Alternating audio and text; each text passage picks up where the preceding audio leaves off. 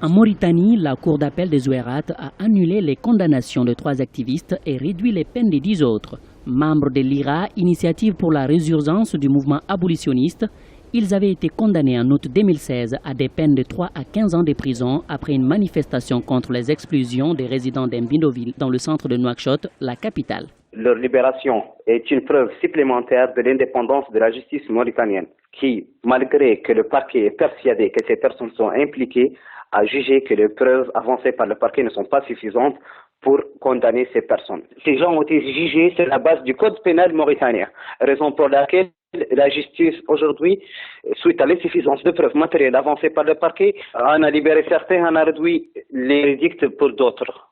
L'esclavage a été officiellement aboli en 1981 en Mauritanie et est réprimé depuis 2015 par des peines allant jusqu'à 20 ans de prison. Cependant, selon l'Initiative pour la résurgence du mouvement abolitionniste, 20% de la population est victime de travail forcé.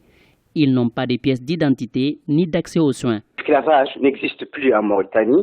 20% est un taux exagéré parce que moi je dirais que c'est moins de 1% si ça existe.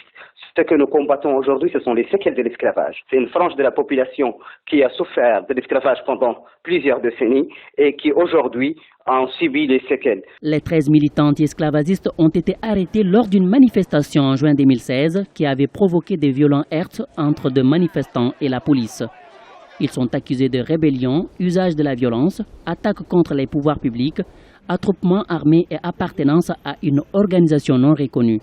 À noter que les pratiques esclavagistes ont certes reculé, mais elles demeurent une question d'actualité surtout en milieu rural.